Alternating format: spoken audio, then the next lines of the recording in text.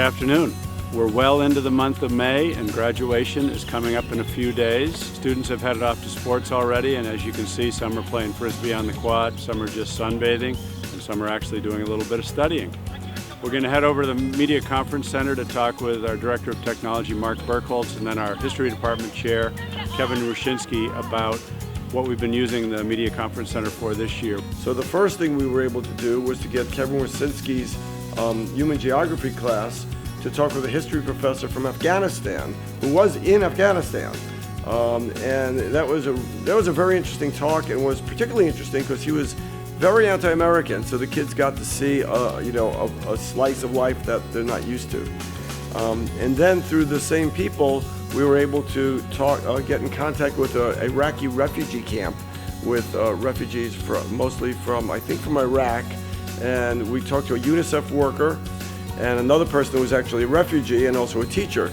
We had a really engaging conversation about what goes on in Iraqi refugee camps, which the kids could read about and maybe see on the news, but hearing it firsthand is pretty interesting. This room is so flexible. As you look around and see the furniture, all the desks can be moved. Like we had the meeting with this morning with Francis Gary Powers, the son of the U-2 pilot, right. And the kids were all sitting in chairs and rows as he was talking to them, and they were asking him questions.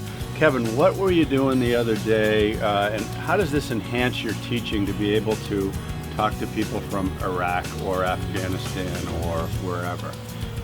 In October, we did a unit where we were talking about mobility, and specifically as it relates to refugees. So it took us probably, about 6 months through coordinating with people at the UN and some of these refugee groups to actually get access to some of these Iraqi internally displaced citizens that are, in the war-torn areas of Iraq.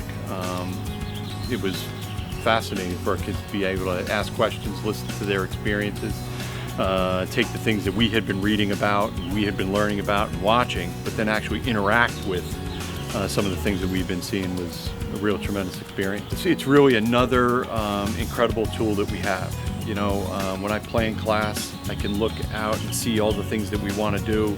Now knowing that Mark is developing a number of contacts, and the contacts that we have as a school or whatever, as we start to think about units that are coming up, it's real easy to say, where can we get people like this in front of our students that we can talk to?